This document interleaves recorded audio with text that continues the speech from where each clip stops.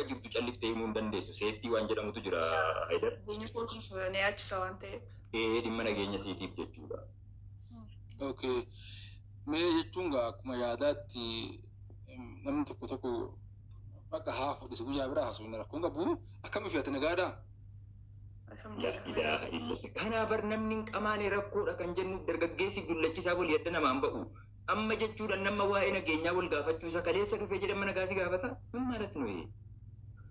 Lubtaakoo ila maali beektaa? Hanga isin argee fi hanga isin hubadhe caalaa gaafate jechaan gochaan. Bakki ati ammoo Ameerikaa fadhaitee deebitu naangitti sun immoo tachi. Nagaa. Nagodhu. Algee.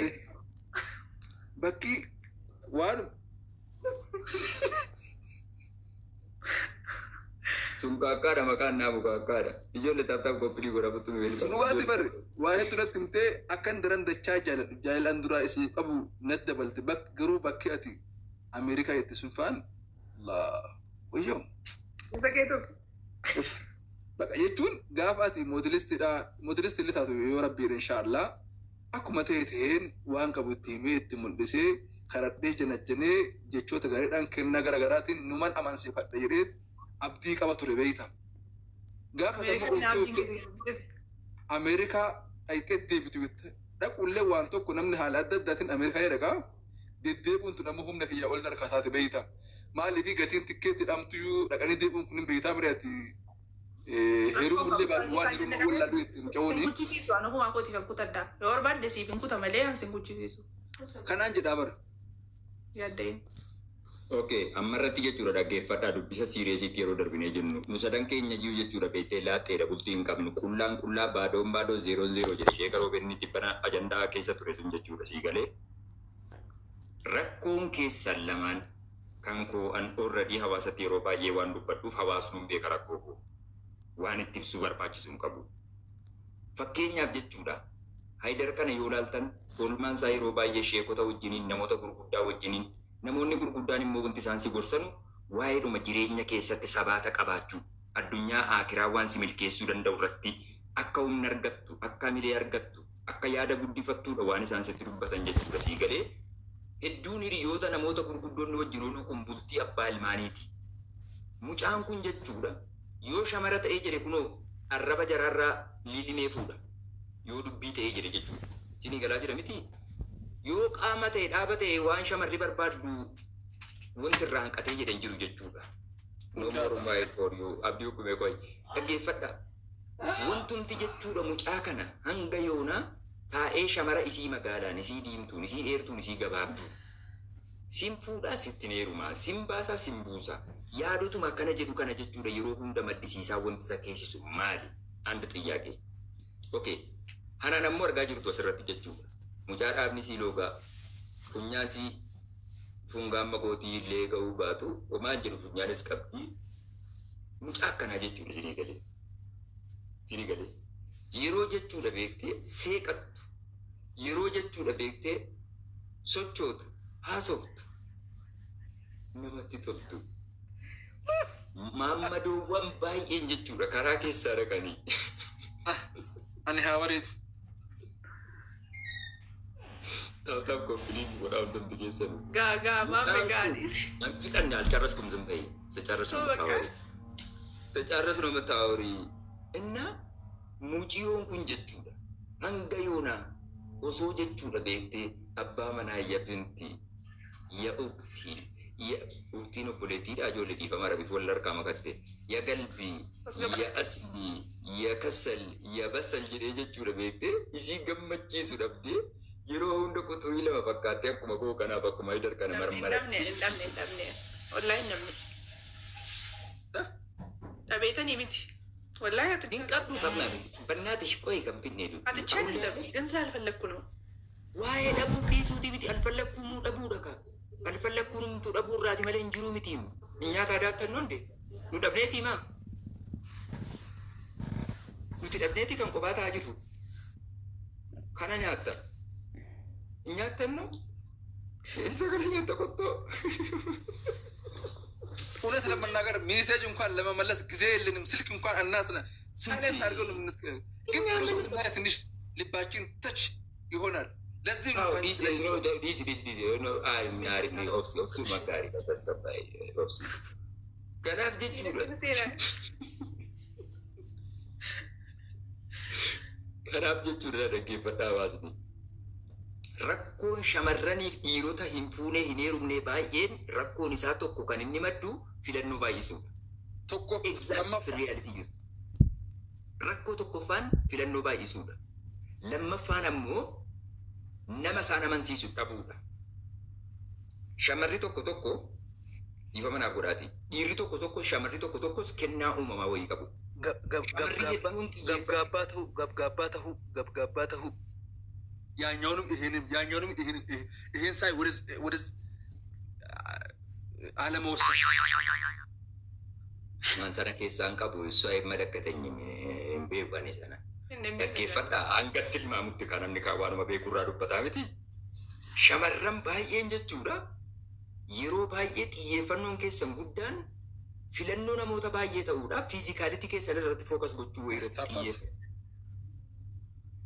taaptaap koppii linkii godhaa fiizikaalitii jechuun obboleewwan qaama keessan irratti bifa keessan irratti yoone bakka malkishin maasaamar fiitishin qindibishin tsagurishin huccuulee waa tokko yoo tokko wanta takka sila anchi አይደለም አንቺ ብቻ ነሽ እንደ ሴት ቆይ አሁን ስለራሴ ልንገራኔ xiyyeeffannoo keessan hunda jechuudha beektee huccuu bareeda huccuu kophee bareeda kophee faashinii maalii waan akkasii irratti yeroo keessan weest gootu suni bultii siif hin ta'u dhiirri sanaaf sin jaallatu huccuu yoo barbaade mooliin galuuma ምርጥ አዳዲስ ልብሶችን ለማየት ከፈለገ የሴት ቡታን ፓንቲ ሲራ ካሴ አማ ዋን ሲኑ ፈቱ እንዳት ሞሊ ከሰገለ አርጉ ደዳ ቤት ምንም እንትን የሚለው ነገር የለም ወላሂ ሰሩጋቲ ሁጩረ ከሰተ ተፈተ ሚቲ አስከሰቲ ዋ ኡፈተ ጅርቱ ረቲ ጥየፈተ ሮባዬ ዲሪ አቂሊ ቀቡ ዲሪ ጉልቲ ሲበርባዱ ሲጀመር ዲሪ ፊዚካሊቲ ከረቲ ጥየፈተ ሲጀለ ደሙ ዲራ ሆይ አፍሲፈን ቆፋ ሆይ የቹ ማሊ ኸይሩ ወኸይራቲ ዱ ከሰኒፍ ኒገለ ደሎና ማኩን አክቲቪ ዳዋንተ ፈጥነ ዋንተ ኤፊ ሲኒፍ ገለ mashakuma miidiyaa irratti callisee isinii wajjiniin kayruu khayraati taaptaap koppii linkiidhaaf yoo ta'e alatti bultiidhaaf hedduu xiyyeeffannoo sitti kennu waan bilchilichii irra keessatti agarsiifattu kana jechuudha.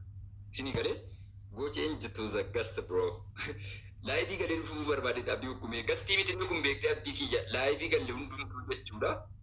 Yaada marii hawaasaa barbaachisaadha wanta akkasii silaa idartu laayivii galee. Laaxxee malee nutti hin galchin ammaas namtichi kun Ameerikaa jira. Ameerikaatti mataan gara galee jira.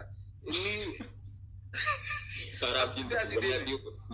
no way abdisi binayyamu gunguma abdiin tukin nama waaqayyootiin dhiisi naman tukin jaarsa manguddoo keenya dhaggeeffadhu kaa dhiironni ammoo jechuudha yeroo baay'ee dhiironni miidiyaa irratti jechuudha yookaan ammoo lafa irratti osoo bultiin ijaarranne keessanu hedduun rakkoo gama keessanii isiniif hin ibsa anumarraa kaasee filannoo baay'ifna waa garaanuun ga'uu jechuun maali? Yeroo isii magaala ilaallee isiin kun taate jenne diimtuun dhuftee bineessaa jetti. Inni jaallu. Ani eenyutti dhiiftee jetti beektee diimtuun. Qalbii keessatti bariyaada keessatti bana garaachi manfasii keessatti. Hayyeesii magaala jettamu dhiiseera sijjammar Itoophiyaa gugurraattiidha waan ta'eef xiqqoo warra Araboo maanfirooma qabu karanaa wayya jedhee yeroo diimtutti deemuu jedhe magaallee ammoo antee takkaa diimtuudhaaf sirbamu dhageessee beektaa jetti dhuftee. Magaallee malee aartii tokko keessatti kan Oromoos ta'ee kan Amaaraas ta'ee kan diimtuu faarsu argitee beektaasiin jetti dhuftee magaallee. Magaallee kottuu maqaan kee nami. Laa ilaaha illallah Muhammad Rasulullah. Anteeti sheeka bitii dur. Inni xaffaa jedhe babbadaan. Ninnu ante? Afaan tun alba'e.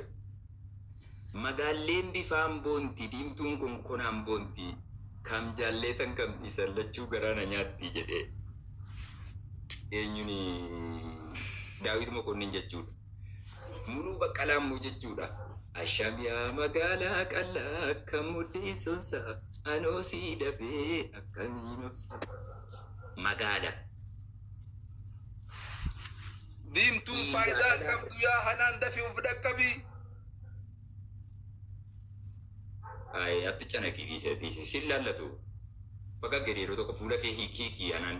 Yeroo akkas guduunfitu dassin jettu dhugaa.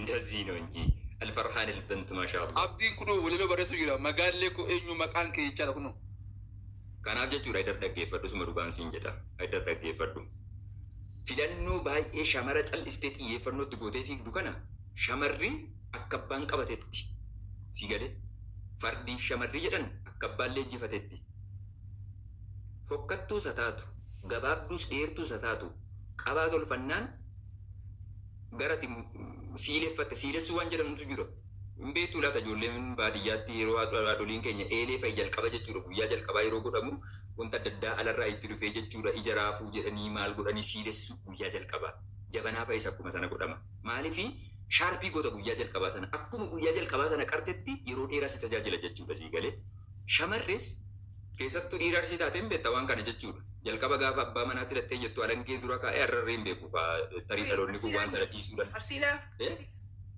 eeyyee qalangee qopheeffatee jechuudha waa wayii rukuta fuuldura siitti yookaan waa wayii godha yoo neentin maalat no gabbaash kanaan maal jette Kawa? ati isa kan fedhe sila jimmaadha moo harargeedha moo arsiidha Haidar dhaggeeffadhu Haidar erga silaatii fuula guduunfee ta'an fuula isaan mana argaa ture viidiyoo jira lakkaan viidiyoo jira natti hin fakkaanne bar dhaggeeffadha amma yeroo ilkaan saaddaatuun akka viidiyoo jiru argee jedhe erga silaatii dubbattu waa tokko hin dubbanne inni arsiidha jettee yeroo siin akkana jettu mucattiin natti dhufaatti jedhee ilkaan addeeffate beekte sila mul'atu ture amma mul'ate erga inni viidiyoo Itti dhufuu fi miti. irraa baqachuu gabbaate. Achumatti sana mataan jedhe malee. maanoo jimmaadha arsii eessatti hin beeku arsii mataan kee dhagaa miti See maamme. Achumatti ashaachuun beektaa? Dhaggeeffadhu dhugaa rabbii dubbachuuf shamaraaf jechuudha wanti sun baay'ee barbaachisaadha bataam asfallagii no dimokiraasii waan nama jedhamee dhaggeeffadhu dimokiraasii shamaraa nageenyi shamaraa aqiliin shamaraa humnummaadha dikteetarummaadha dhiifa manaaf godhaa